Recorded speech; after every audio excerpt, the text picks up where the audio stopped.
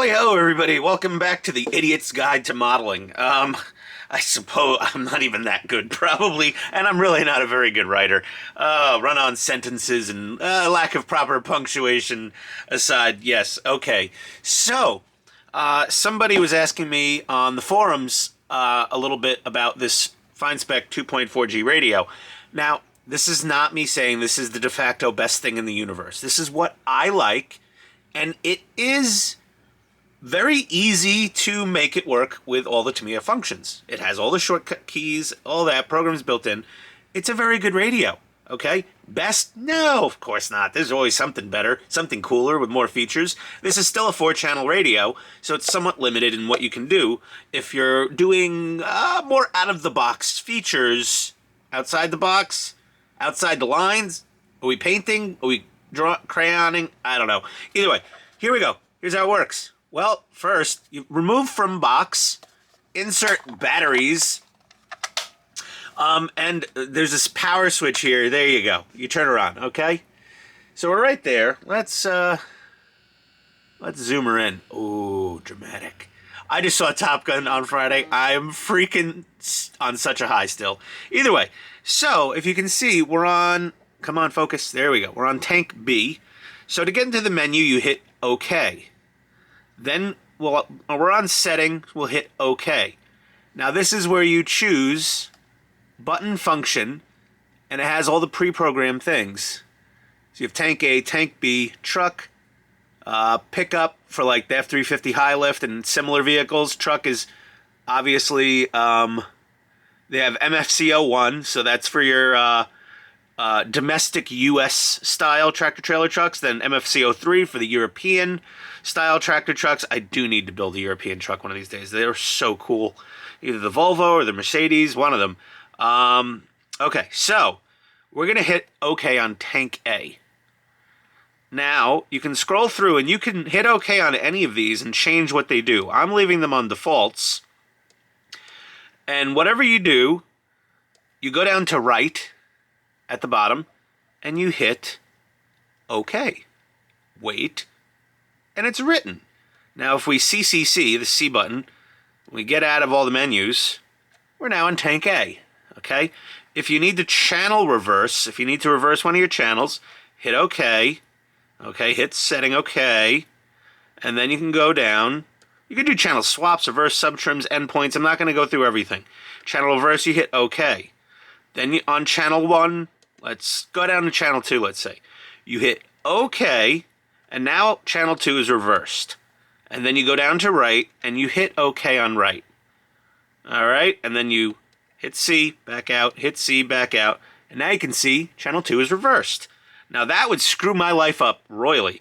So I'm going to OK, setting, channel reverse, OK, channel 2, hit OK, it's back to normal. Down to right, hit OK. All right? And if you really screw the radio up, go down to factory reset. Hit OK on that. Factory reset? Yes, what the hell? Let's do it. Wait. Ooh, that's taking a long time. Let's see here. Wait. I've never done factory reset before.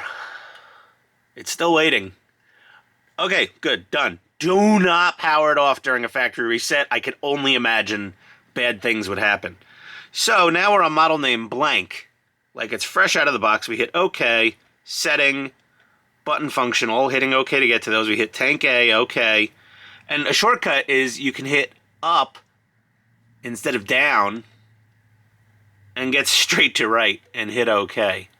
And then it writes that, and then we can hit C to back out, C to back out, C to back out. Boom, we're on tank A. So there we go. That's how that works. If you want to see all the functions this thing can do for a tank, let's go through that real quick. Let's hit OK, setting, button function, tank A. We're just hitting OK. And now you see it has, number 1, light position. Okay?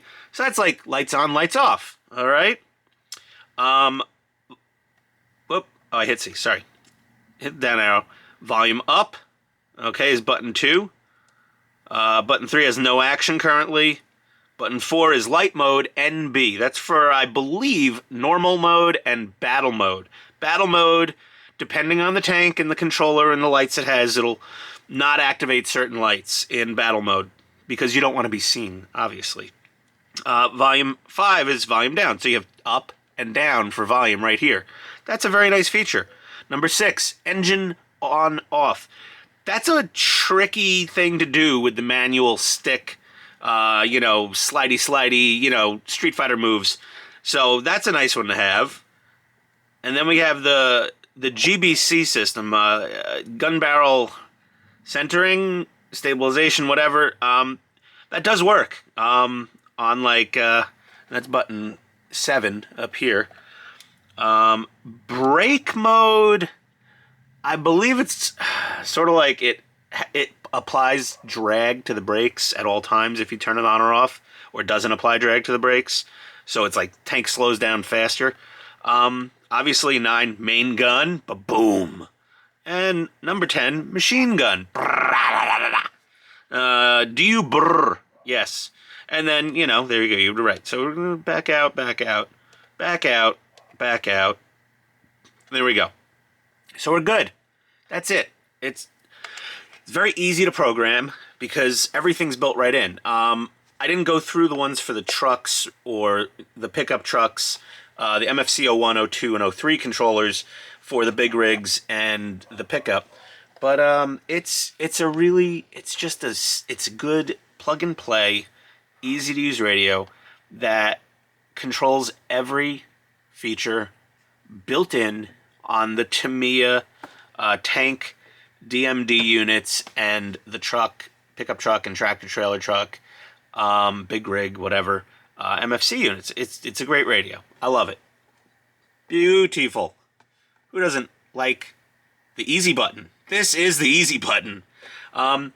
Yeah, like I said, there's other more advanced programmable 9, 8, 20, 17 million channel radios out there.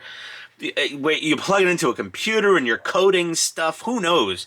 There's definitely more capable things out there, but for the price, these are kind of expensive actually. So it is you're paying a premium to have that little red and blue star on your box. But it's a great little radio. And it's all I use anymore. Unless I'm building like a really old tank, and I'll break out a 4YWD 2.4 gigahertz radio from Futaba. They're just fine.